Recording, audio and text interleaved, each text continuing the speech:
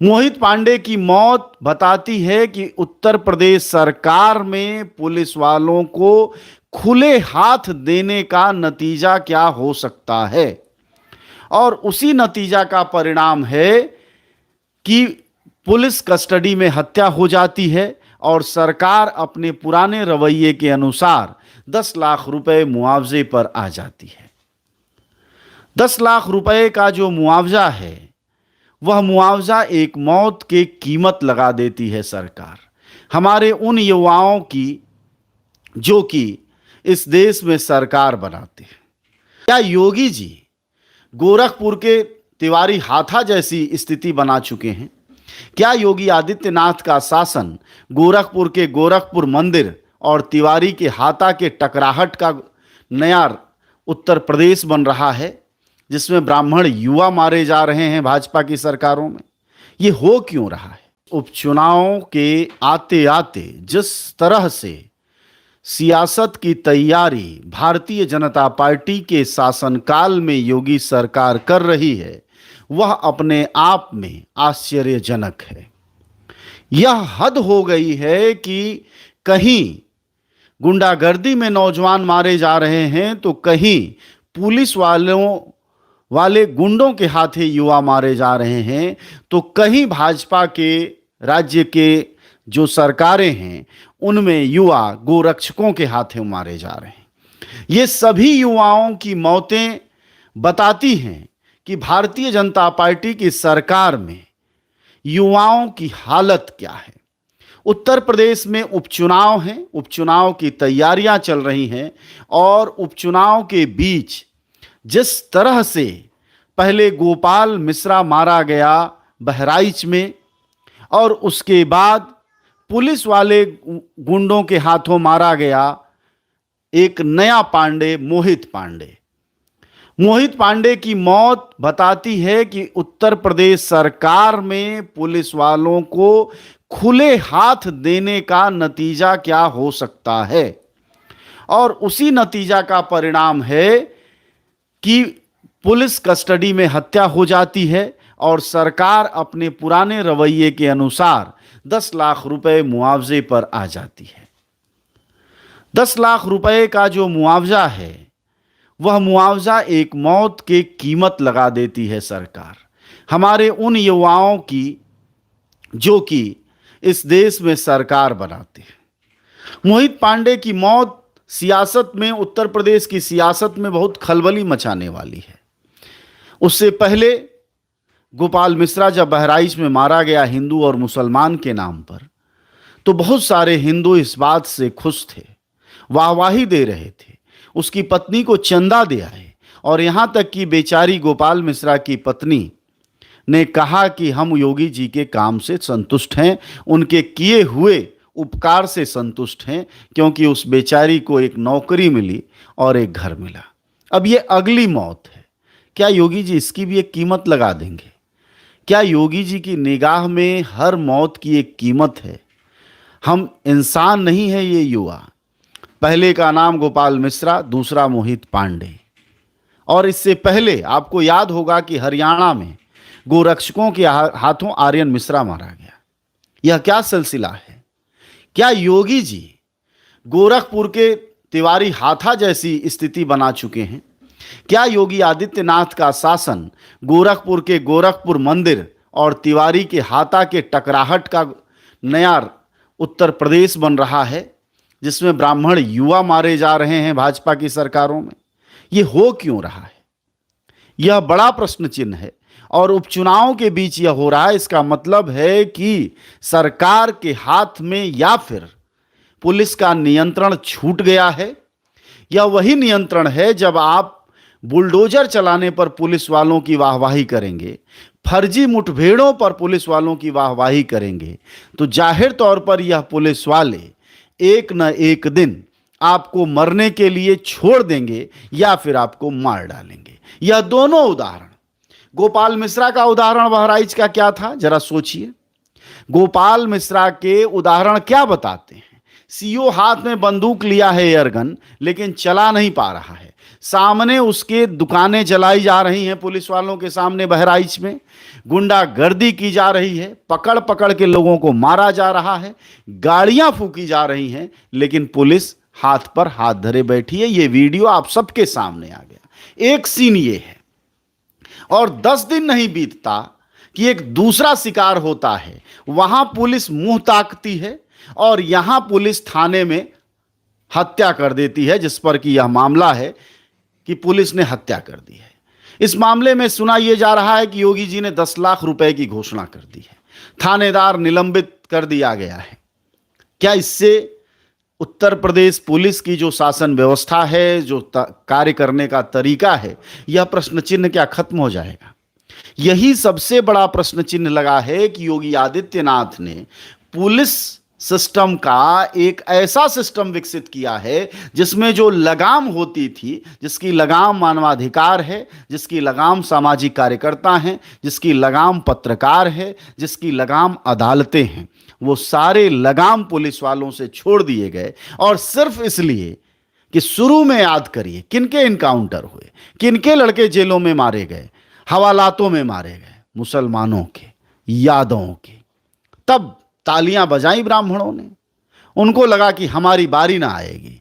दलितों के बच्चे मारे गए, गरीबों के बच्चे मारे गए, तब ताकतवरों ने हाथ तालियां गड़गड़ाई। लेकिन अब बारी आ गई है, क्योंकि सरकार का फंदा अगर जनता के हाथ से निकल जाए तो सरकार अनियंत्रित होती है, और अनियंत्रित होने के बाद वह जब शासन और प्रशासन को खुद अनियंत्रित करने का आनंद लेने लगती है और अपनी व्यक्तिगत कुंठाओं, दुश्मनियों और जातीय मनोभावों को नफरत में बदल देती है, तो जाहिर तौर पर कभी गोपाल मिश्रा होता है बहराइच में, तो कभी लखनऊ के चिन्हट में मोहित पांडे होते हैं।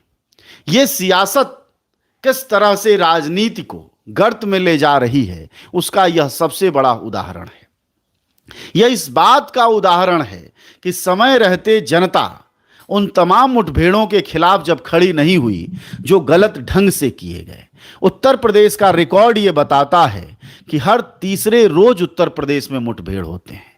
अगर मुठभेड़ों से गुंडागर्दी खत्म होती उत्तर प्रदेश में, अगर हिरासत में हत्याओं से, मौतों से गुंडागर्दी उत्तर प्रदेश में खत्म होती तो खत्म हो चुकी होती।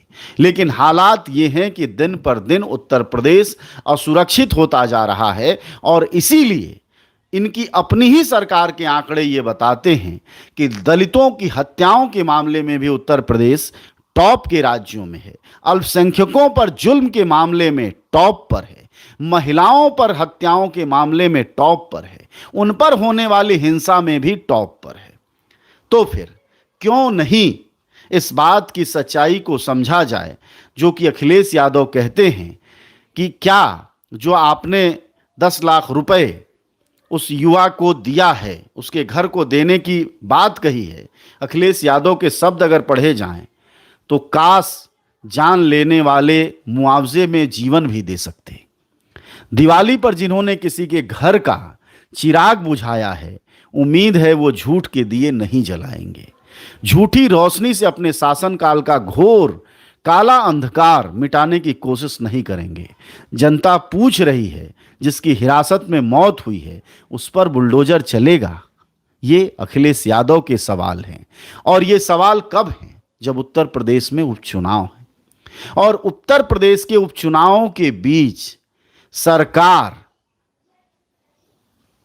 ये स्थिति पैदा कर रही है, तो सवाल उठता है कि क्या उन अपराधियों और आरोपियों के घरों पर बुलडोजर चलेंगे? थानेदारों, सीओ, एसएसपी के घरों पर बुलडोजर चलेंगे जिनकी वजह से हिरासत में हत्या हुई है, मौत हुई है? यह बहुत बड़ा सवाल है। और उससे भी बड़ा सवाल है, आप देखिए कि मृतक मोहित पांडे के मामले में बीजेपी विधायक अजय सिंह के करीबी आदेश सिंह का नाम आ रहा है। तो वही सवाल, बीजेपी विधायक अजय सिंह के करीबी हैं और उसका चाचा है, आदेश सिंह का चाचा बीजेपी विधायक अजय सिंह के लिए ठेकेदारी करता है और रात 11 बजे से अगले दिन 2 बजे दोपहर तक मोहित पांडे को गैर कानूनी ढंग से उसके इशारे पर थाने में रखा गया। इस पंक्ति को पढ़िए, यह खबर है और इसी बारे में अखिलेश यादव पूछ रहे हैं कि जो बीजेपी विधायक अजय सिंह है, उसके चाचा आदेश सिंह ठेकेदारी का काम करते हैं भारतीय जनता पार्टी के गोंडा विधायक अजय सिंह के लिए, और अजय सिंह के चाचा के इशारे पर वह लड़का गैर कानूनी हिरासत में रखा गया, जिसकी मौत हो गई। अब सवाल यही है कि बुलडोजर किस पर चलेगा? आप बुलडोजर कहां चलाए? राजस्थान याद करिए। राजस्थान में एक किशोर लड़के ने एक दूसरे किशोर लड़के को जब चाकू मार दी थी, तो आपको याद है, जिसकी मकान में वह रहता था उसका घर बुलडोजर से गिरा दिया। भूलिए मत, राजस्थान की वह घटना याद करिए कि हिंदू मुस्लिम 2 बच्चे थे जो सहपाठी थे, उनमें आपस में विवाद हुआ और उन्होंने में से एक ने चाकू मार दिया। चाकू मारने के बाद जिसके घर में वो किराए पे रहता था, उसका घर बुलडोजर से गिरा दिया गया। तो क्या यहां आदेश सिंह का के साथ जिसकी गलबहियां है अजय सिंह की, क्या अजय सिंह का घर गिराया जाएगा? क्या आदेश सिंह का घर बुलडोजर से गिराया जाएगा? क्या उस थानेदार का घर बुलडोजर से गिराया जाएगा? जबकि उसके घर वाले अनुनय विनय विनती करते रहे। और ये बातें कोई बहुत बहस की नहीं है। बहस इस बात पर है दोस्तों कि उत्तर प्रदेश पुलिस को जो न जानता हो, उत्तर प्रदेश पुलिस का रवैया है कि वह गरीबों को इंसान समझने की कोई गलती ही नहीं करती है। और मोहित पांडे के भाई को भी पुलिस ने पीटा। आप सोचिए, अब तो बात बढ़ गई है, इसलिए अब सियासत में बहुत सारी चीजें आएंगी और उसको ढकने की कोशिश की जाएगी। यानी पुलिस ने एक तरफ उसकी मौत हो गई, और जब उसका भाई बार बार जा रहा था, खबर देखिए, इससे पहले मोहित के परिजनों के आदेश के चाचा का भी नाम लिया था। उन्होंने कहा था कि आदेश के चाचा के फोन करने पर पुलिस ने मोहित को काफी समय प्रताड़ित किया और पुलिस को आदेश के चाचा ने पैसे दिए। इसके बाद यह सब हुआ। परिजनों ने कहा कि मोहित के भाई जब मोहित को छुड़ाने थाने गए तो उनको भी पुलिस ने बंद कर लिया था और उनके साथ मारपीट की। यह हकीकत है उत्तर प्रदेश पुलिस का। और यह पुलिस किसके अंतर्गत है? जो शाबाशी देता है, जो पीठ ठोकता है, वो कौन है? तो उत्तर प्रदेश के मुख्यमंत्री महामहिम योगी आदित्यनाथ जी हैं। यानी पुलिसिया गुंडागर्दी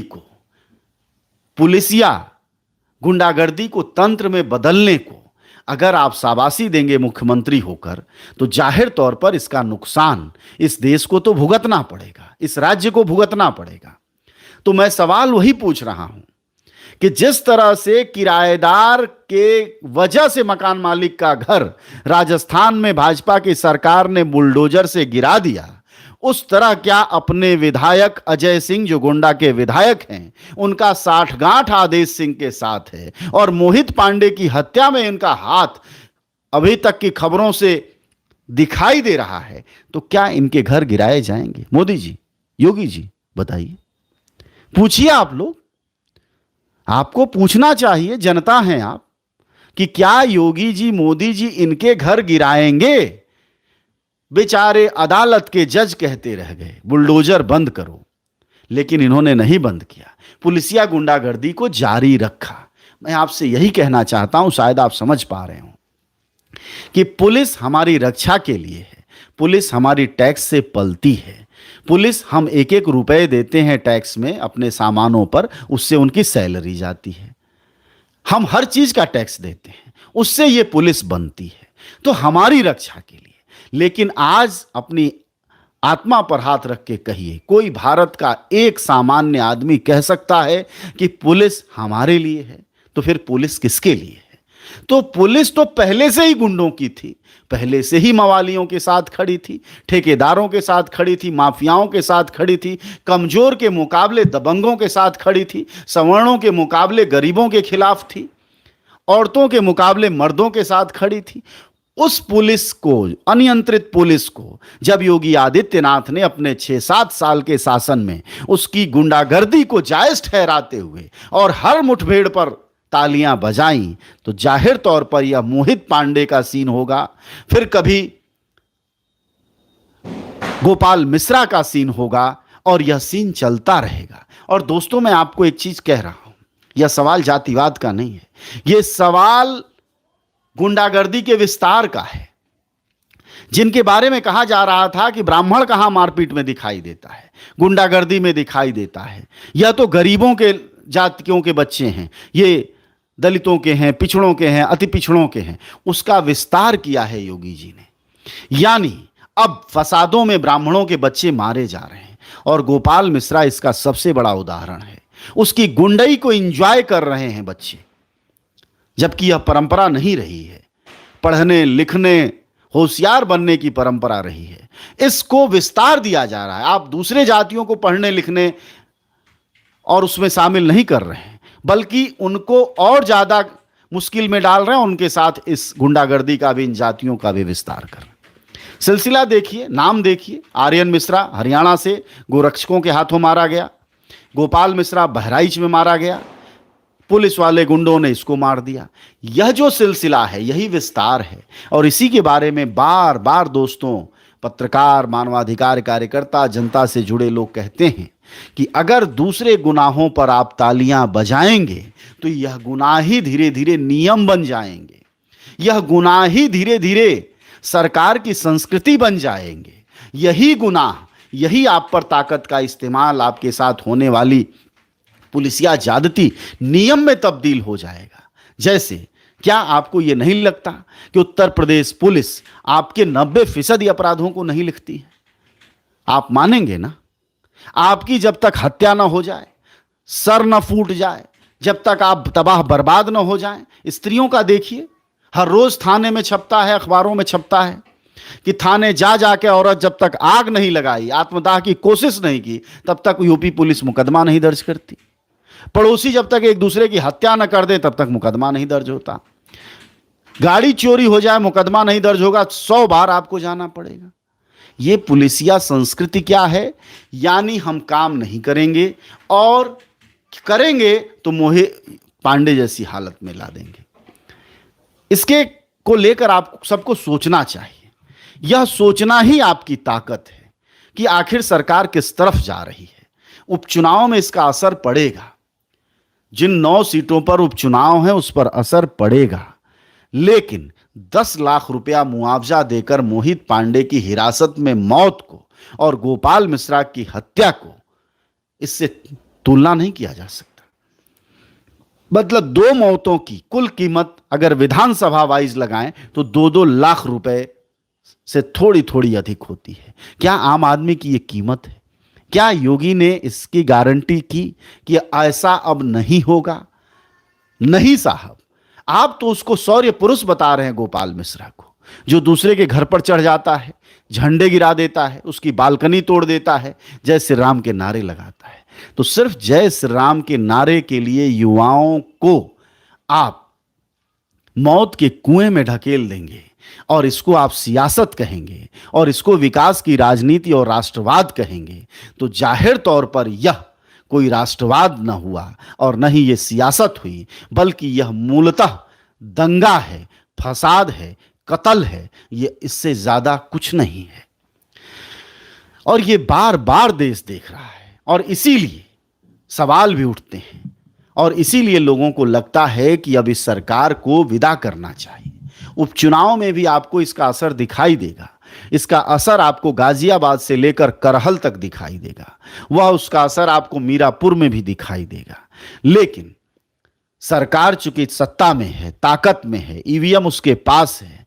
मैं आपसे बार बार कहता हूं कि दोस्तों, ईवीएम, और वो भी उपचुनाव में, उसका बड़ा असर होता है। आप याद करिए उत्तर प्रदेश का मेयर चुनाव, एमसी, जो उत्तर प्रदेश नगर पालिका का चुनाव हुआ, उसमें जहां जहां नगर पालिका के चुनाव हुए, नगर परिषद के, वहां वहां बैलेट पेपर से जहां जहां चुनाव हुए, वहां वहां बीजेपी 50% से 60% के बीच जीती। लेकिन जहां जहां मेयर के चुनाव हुए, वहां 100% जीती।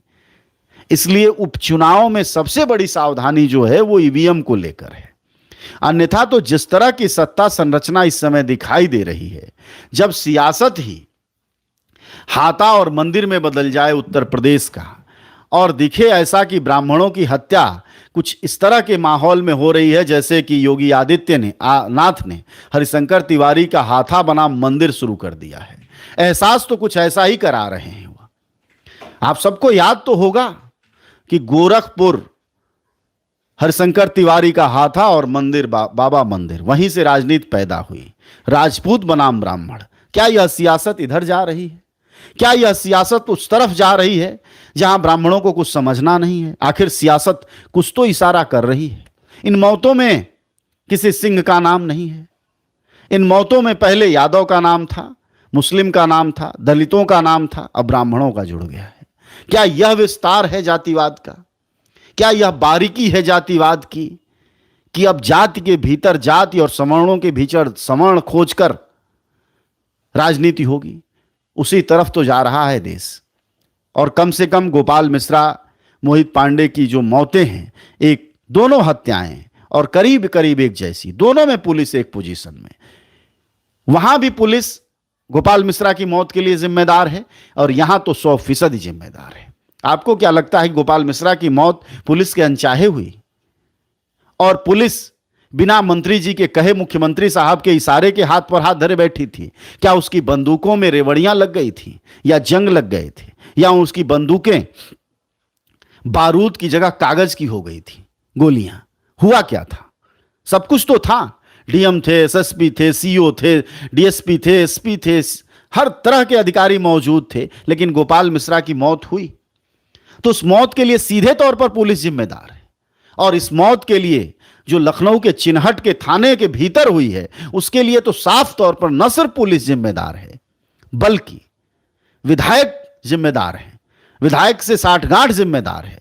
और जब पुलिस पर विधायकी हावी हो जाए तो जाहिर तौर पर पुलिस ज्यादा कुछ करती नहीं है, क्योंकि आप सब जानते हैं कि नजदीकी दबंगों का थानों में असर क्या रहता है। याद कीजिए, गोपाल मिश्रा के यहां विधायक ने बकायदा भारतीय जनता पार्टी के नेताओं के खिलाफ मुकदमे दर्ज कराए। क्यों हुआ ऐसा? क्योंकि उस विधायक से भी बाहर निकल चुके थे। विधायक जी भी हिंदू हृदय सम्राट के नाम पर ही वोट मांगे होंगे, लेकिन उनको यह अंदाजा नहीं होगा कि हमारे सामने ही हमारे कार्यकर्ता गुंडे के रूप में बदल जाएंगे। तो वो विधायक मजबूर होकर बेचारा बहराइच का मुकदमा दर्ज कराते हैं अपने ही कार्यकर्ताओं के खिलाफ कि उन्होंने दंगा किया, हमारे बेटे को जान पर बनाई थी। और इधर भी विधायक जी हैं जिनके इशारे पर न सही, लेकिन उनकी साठगांठ का तो लेना देना है, जो अखबारों में खबरें छप रही हैं उसके अनुसार। तो अब सवाल यह है कि बुलडोजर कहां है? अगर अपने ही विधायक वहां मुकदमा दर्ज कराते हैं, तमाम फुटेज आ चुके हैं, वीडियो आ चुके हैं जिसमें साफ दिखाई दे रहा है कि दंगे कौन करवा रहा है, कर रहा है, तो अगर उन घरों पर बुलडोजर नहीं चलेंगे और सिर्फ चुन चुनकर उन बेचारों के घरों पर बुलडोजर चलेंगे, तो जाहिर तौर पर जब मुस्लिमों पर बुलडोजर चले, जब यादवों के यहां अत्याचार हुआ यूपी में, तब आपने तालियां बजाई। अब आप देखिए कि अब आपकी बारी है। इसलिए सियासत के जब खूंखार दांत नहीं रोके जाते हैं और उसको जनता कंट्रोल नहीं करती अपने प्रदर्शनों से, अपने धरनों से, अपने आंदोलनों से, तो वह जो नख दंत विहीन सत्ता दिखाई देती है वह खूंखार हो जाती है और जनता के लिए ये नेता भस्मासुर हो जाते हैं। और करीब करीब हमारे उत्तर प्रदेश की हालत इसी जगह पहुंच गई है कि उत्तर प्रदेश की सियासत की बुनियाद में सिर्फ और हिंदू ही मुसलमान बच गया है। हमारे योगी आदित्यनाथ की उपलब्धियां जरा सुनिए। योगी आदित्यनाथ जब भी भाषण देते हैं, जरा उनका बोलता हुआ चुनाव में चेहरा देखिए। वो चेहरे बताएंगे कि वो हिंदू मुसलमान से आगे कोई बात नहीं करते, क्योंकि उन्हें पता है कि इस मूर्ख जनता को हिंदू और मुसलमान का नफरत का डोज दो। कभी हिंदू मुसलमान का दे दो, कभी अवर्ण सवर्ण का दे दो, कभी दलित पिछड़े का दे दो, कभी पिछड़ा सवर्ण का दे दो, कभी ब्राह्मण राजपूत का दे दो, कभी बनिया राजपूत का दे दो, कभी ब्राह्मण यादव का दे दो। ये जो जातीय सियासत है, इसका ही जहर इतना बड़ा है, इसकी क्या कहते हैं अफीम इतना बड़ा है कि जनता के बीच जाति और धर्म की अफीम छिड़कते रहेंगे सालों साल योगी जी, मोदी जी, तो यही हालत रहेगी। और यही वजह है कि इन मौतों पर लोग सड़कों पर नहीं हैं।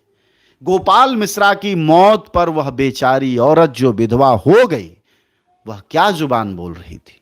वो कह रही थी कि योगी जी ने जो किया है वो बहुत अच्छा किया है, मैं उनसे खुश हूं। वह बेचारी औरत, अबला नारी आखिर कर क्या सकती थी? लेकिन सवाल मेरा इन जातीय समूहों से है। ये ब्राह्मण महासभा, वो तलवार की सभा, वो परशुराम सेना, वो परशुराम महासभा कहां मरती रहती हैं? कहां चली गई? क्या एक औरत विधवा होने के बाद यह बयान देने के लिए इस देश में मजबूर की जाएगी जब उसकी आंख आंसू से भरे हों, जब इसका सिंदूर छीन गया हो, चूड़ियां अभी टूटी हुई हों, अभी अभी ताजी, अभी अभी कपड़े उतरे हों उसके और हुए हों सफेद? वहां इस देश में जब रोने के पहले भी सियासत यह कहेगी कि पहले माइक पर यह बाइट दे दो कि योगी जी की बड़ी कृपा है, तो आखिर इन ब्राह्मणों की महासभा का लोग चूल्हे में ही तो डालेंगे। क्या फायदा इनके जाति होने से? इस देश में अगर जाति का कोई फायदा है तो यहां तो होना चाहिए कि वह जब महिला कह रही थी कि बड़े खुश हैं हम, तो रोकते जो रहा, कहते ये क्या सियासत है, क्यों बयान दे? हो सकता है कल मोहित पांडे की मां, अगर उनकी शादी हुई तो उनकी बीबी, उनके भाई इस दबाव में ये कहते नजर आए कि योगी जी ने जो कार्रवाई की है उससे हम बहुत खुश हैं। तो क्या सियासत इस देश में? पहले तो बंदूक मारो और फिर बंदूक जुबान में डालकर, मुंह में डालकर यह उगलवाओ कि नहीं साहब, जो योगी जी कर रहे हो बहुत सही कर। क्या यह सियासत है इस देश की? इन सारे पहलुओं पर आपको सोचना होगा। इन सारे पहलुओं पर सोचना होगा, तब जाकर कहीं जनता अपने अधिकारों के लिए लड़ेगी। तब जाकर आपको एहसास होगा कि आपको धीरे धीरे जुबानबंदी की तरफ ले जा रही है ये सरकार। और पहले गोली मारा जाता है इस सरकार में, चाहे गुंडों के जरिए या पुलिस वालों गुंडों के जरिए, और उसके बाद आपके यहां पुलिस की बूटें पहुंचती हैं और खाकी वर्दी आपके दरवाजे पर बैठ जाती है और सीने पर चढ़कर हड़काती हुई अंदाज में वो प्रेम से बोले तो भी आप बोलते हैं कि हां साहब हम खुश हैं। कम से कम सियासत में ऐसा नहीं था। यानी आह निकलने की भी छूट योगी की सरकार में नहीं है। आप दर्द भी नहीं बयां कर सकते। रो कर वह औरत यह भी नहीं कह सकती कि हमारे मर्द को छीन लिया, हमारे बेटे को छीन लिया। इन पुलिस वाले देखते रहे, गोपाल मिश्रा की भी मौत को देखते रहे। अगर इन्होंने रोक दिया होता मेरे भाई, भतीजे, बच्चे, भांजे को, तो न वो उस मकान पर चढ़ता, न गोली मारी जाती, और न यहां पुलिस वालों पर इतनी छूट दी गई होती कि वो किसी को हिरासत में किसी नेता के, किसी दबंग के इशारे पर हत्या कर देते। तो ये रोने का अधिकार भी योगी जी छीनते जा रहे हैं। आह और कराह का भी बुनियादी अधिकार जो मानव सभ्यता के अनंत काल से चला आ रहा है, उसे भी ये सरकार छीनती जा रही है। और मौतों के बाद यह बयान दिलवाती है कि नहीं साहब हम खुश हैं।